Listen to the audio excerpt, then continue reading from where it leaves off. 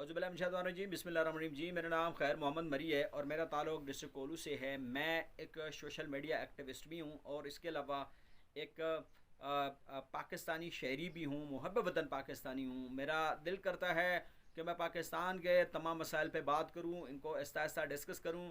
जो हमारे नौजवान हैं, जो हमारे यंग जनरेशन है, उसको इसके बारे में पता चल जाए। इसके अलावा कानून नाफिज करने वाले जितने अदारे हैं या हमारे हाई अप्स हैं या अथॉरिटीज़ हैं, उनको इनके बारे में कुछ पता चल जाए। आज मैं एक इशू को डिस्कस कर रहा हूँ। इस इशू को डिस्कस करने से पहले मैं ज़रा बैकग्राउंड को चलता हूँ, बैकग्राउंड को डिस्कस करते हैं। इसके बाद आहिस्ता आहिस्ता मसले की तरफ चलेंगे, उस मसले को भी डिस्कस करेंगे और इसके क्या मरक़ात हैं, वो आगे क्या होने वाला है, इसमें भी डिस्कस करते हैं। इसको कैसे टैकल किया जाए, इसको भी डिस्कस करते हैं। आज सबसे पहले अगर देखा जाए, रियासत पाकिस्तान 1947 में इंडिया के साथ, जिसको भारत कहते हैं, इसके साथ एक ही दिन में आज़ाद हुआ। 14 अगस्त 1947 को पाकिस्तान ने अपने आज़ादी का दिन मनाया। उससे नेक्स्ट दिन भारत ने 1915 को 1947 को 15 अगस्त को अपनी जो है ना आज़ादी का दिन मनाया। कहने के मुताबिक ये एक दिन में पैदा हुए, जो कि जुड़वा ममालिक थे। अगर देखा जाए स्ट्रक्चर के लिहाज से, इंडिया एक बहुत बड़ी मुल्क है और आबादी के लिहाज से कई गुना ज़्यादा है। उसी तरह अगर पाकिस्तान को देखा जाए, रकबे के लिहाज से कम है और इसकी आबादी भी कम है। कहने का मतलब ये है कि पाकिस्तान को इस time as compare to India बहुत संभालना चाहिए था। पाकिस्तान को दुनिया के नक्शे में इस टाइम स्ट्रॉन्गेस्ट इकानमी होना चाहिए था। पाकिस्तान के पॉपुलेशन में कंट्रोल होना चाहिए था। पाकिस्तान के इदारे मजबूत होने चाहिए थे। पाकिस्तान में दहशतगर्दी को कंट्रोल रहना चाहिए था। पाकिस्तान में जो तमन्नाई का बहरान है, इसको कंट्रोल होना चाहिए था। पाकिस्तान में इस टाइम जो चलती हुई अनएम्प्लॉयमेंट है, जिसको बेरोज़गारी कहते हैं, इसको कंट्रोल होना चाहिए था एज़ कम्पेयर टू इंडिया। अगर देखा जाए इस टाइम पाकिस्तान में बहुत सारे मसाइल हैं, जो कोई मसाइल पर कंट्रोल नहीं है।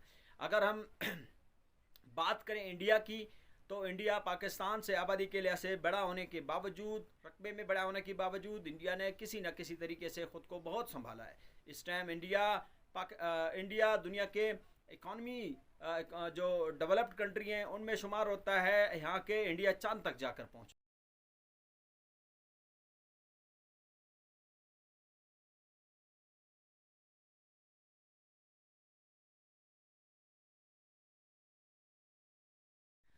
हम अपने घर के मसाइल को हल करने में नाकाम हो गए। आज अगर देखा जाए, हम वार जोन में एंटर हो चुके हैं। भारत के साथ हमने बहुत सारी जंगें लड़ी, जिसमें हमारी इकानमी को नुकसान पहुंचा, जिसमें हमारे जो मुल्क की साख्त है उसको नुकसान पहुंचा और हमारे जो रिलेशंस हैं बाकी ममालिक के साथ, उसको भी नुकसान पहुंचा। यानी कि हमारी फॉरेन पॉलिसी को बहुत बड़ा नुकसान हुआ जब हमने इंडिया के साथ ये जंगें लड़ी हैं। जंगें तो चले, ये कंपटीशन है, हार जीत सबका मुकद्दर है। जो कौमें मेहनत करती हैं उनको जीत का सामना होता है, जो फ़ौजें मेहनत करती हैं उनको जीत का सामना होता है, जो लोग मेहनत नहीं करते उनको शिकस्त से दो चार होना पड़ता है। इस टाइम मैं जंग की बात नहीं कर रहा, मैं मुल्क के अंदरूनी मसाइल की एक ऐसे चीज़ के बारे में बात कर रहा हूँ जो हो सकता है किसी के नज़र से गुजरा हो या ना गुजरा हो।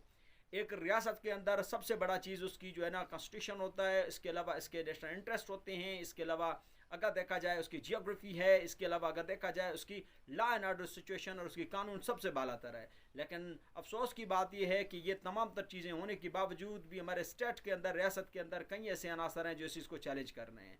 आज जिस चीज़ की मैं बात कर रहा हूँ, कल परसों ये एक हफ्ते से कच्चे के डाकू सरेआम फिर रहे हैं, जो वीडियो बनाकर रियासत पाकिस्तान को और इसके इदारों को चैलेंज कर रहे हैं।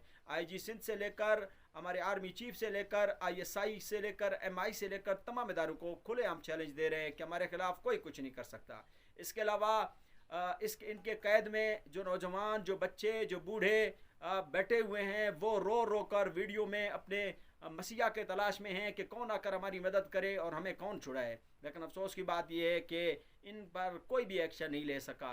अभी इस बात का भी हमें अफसोस है कि कच्चे के डाकू जो हैं वो तादाद में कम होने के बावजूद भारी हथियार से लैस हैं। रॉकेट लॉन्चर से लेकर क्लाशनकोव से लेकर कई ऐसे हथियार हैं इनके कंट्रोल में हैं, जो कि पुलिस का इनका सामना करना, पुलिस को ये बहुत बड़ा नुकसान होगा। पहले भी एक दफ़ा ऑपरेशन हो चुका है जिसमें कई पुलिस अफराद शहीद हुए।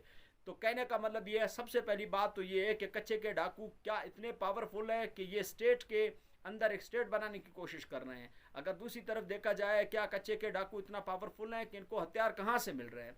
अगर कोई सरपरस्त आला या सरकारी इदारे के कोई अफसर इसमें शामिल है तो उसको दुनिया के सामने लाकर फांसी दिया जाए। अगर नहीं है तो एक फुल फ्लैज ऑपरेशन के खिलाफ किया जाए, कच्चे के डाकू को इनकी सर से इनको कुचला जाए ताकि दोबारा रियासत को चैलेंज करने वाले कोई पैदा ना हो। कच्चे के डाकुओं की जुल्म दिन ब दिन बढ़ती जा रही है।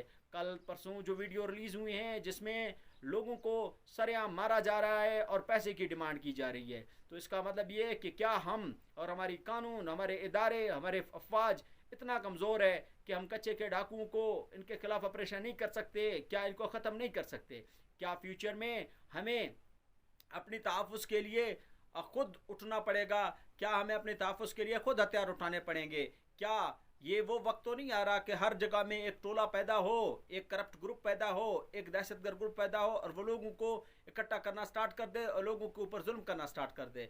अभी हमारे रियासती इदारों से और आर्मी चीफ से, प्राइम मिनिस्टर से, सदर पाकिस्तान से और सिंध की हुकूमत से यही गुजारिश है कि अगर आपके हाथ में नहीं है तो सिंध हुकूमत पाकिस्तान आर्मी को लिख ले और इंटेलिजेंस इदारों को लिख ले ताकि इनके खिलाफ एक ऑपरेशन किया जाए। क्योंकि जो लोग इनके कैद में हैं, क्योंकि जो लोग इनके कैद में रो रहे हैं, उनको बाजियाब कराया जाए, इनके प्यारों से मिलाया जाए, तो ताकि आगे कोई ऐसा ग्रुप पैदा ना हो जो हमारे पाकिस्तान के रियासत पाकिस्तान को और उसकी साख्त को चैलेंज करे।